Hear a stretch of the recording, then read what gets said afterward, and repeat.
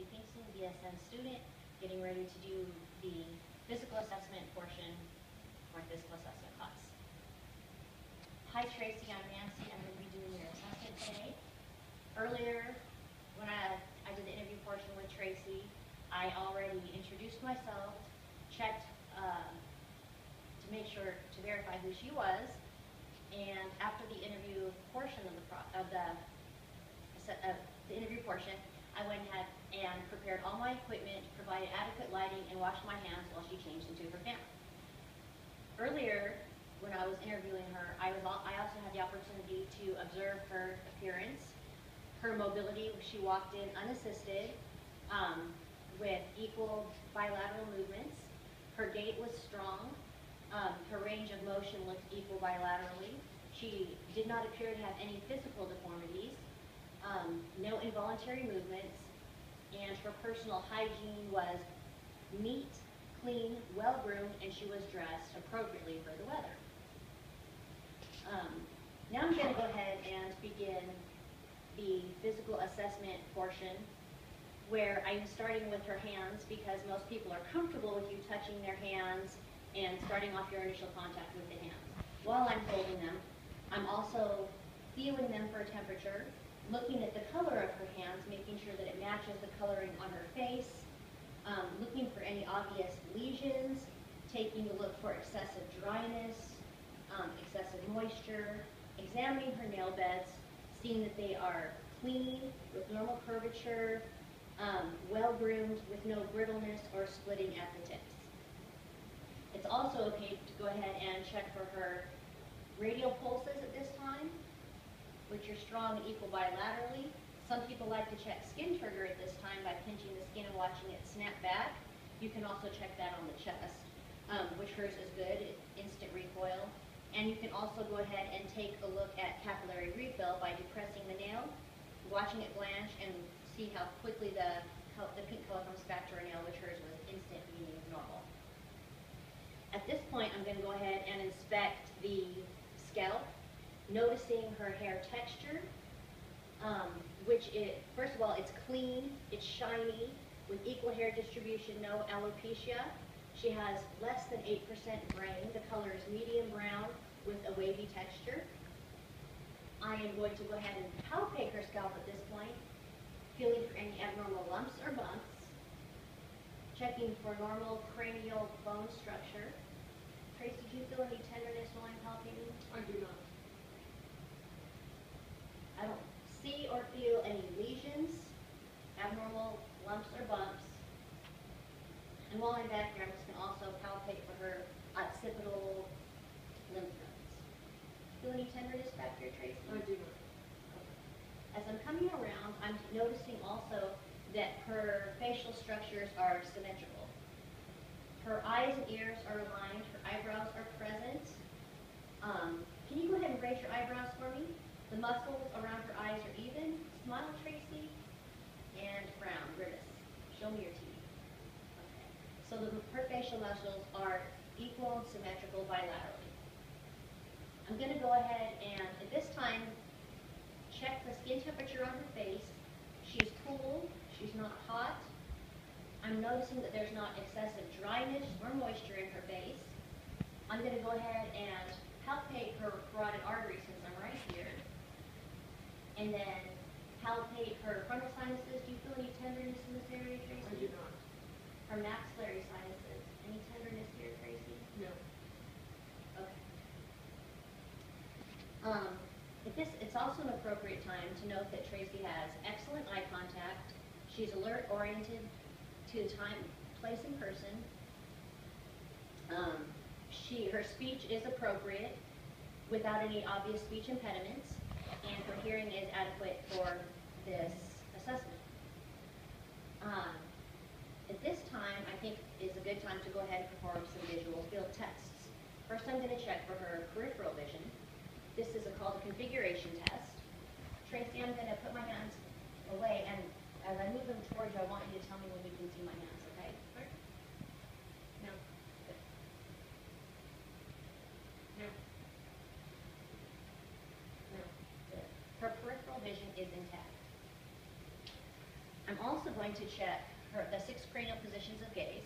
Tracy, I just want you to look straight ahead, and with your eyes, follow my pen, okay?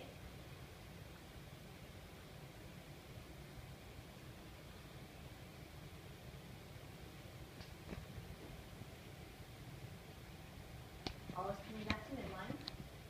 And with this test, I'm checking to make sure that her extraocular eye movements are symmetrical and equal. There is no abnormal fluctuations in her eye movements. And I'm also noticing that her eyelids close when she blinks.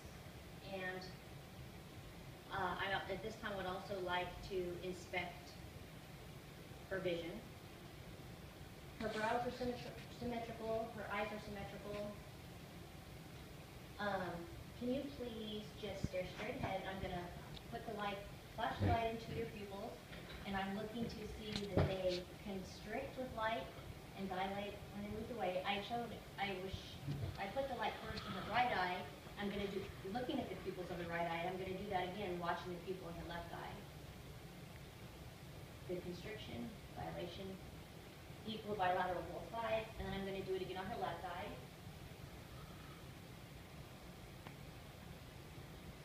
Both of the pupils dilate and constrict at the same time. I'm also going to examine the sclera and the conjunctiva. The sclera should be white, and there should be no opacities in the corneas.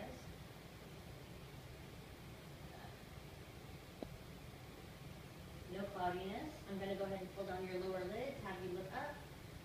I'm also looking for any discharge, discoloration. The conjunctiva is clear, moist, and shiny.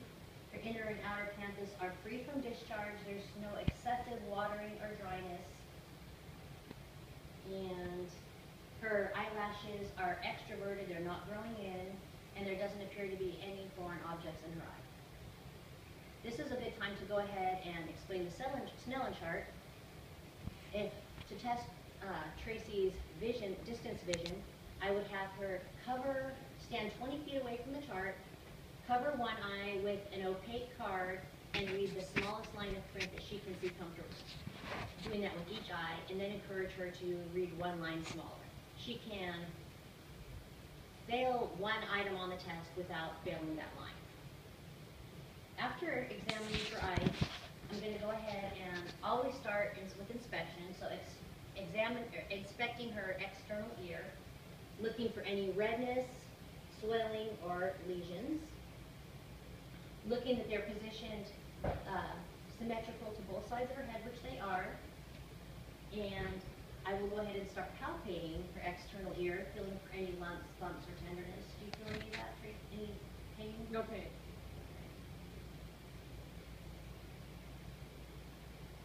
Feels normal, warm, and this is with a fresh tip on the otoscope. This is the appropriate time to visualize the internal ear.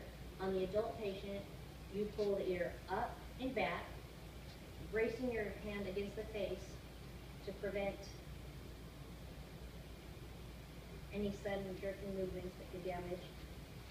Pulling the ear up and back helps straighten the ear canal, and I'm able to visualize the tympanic membrane, which normally should be grayish, pearly white, and intact, which hers is. The internal ear area, there's no redness, there's no swelling, and no foreign objects. I would also do that on the other side.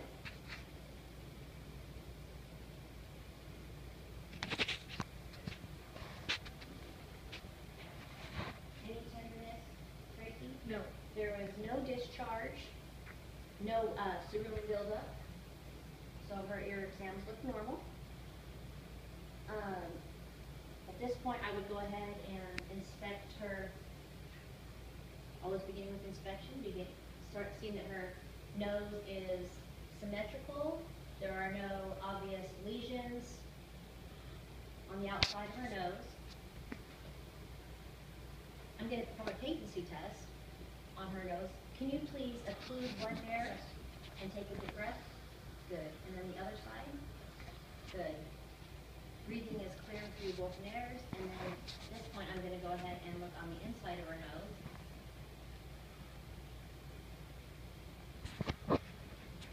Looking for deviated septum. Normal mucosa should be pink, moist, intact, which it is. There is no excessive drainage to the inside of the nose.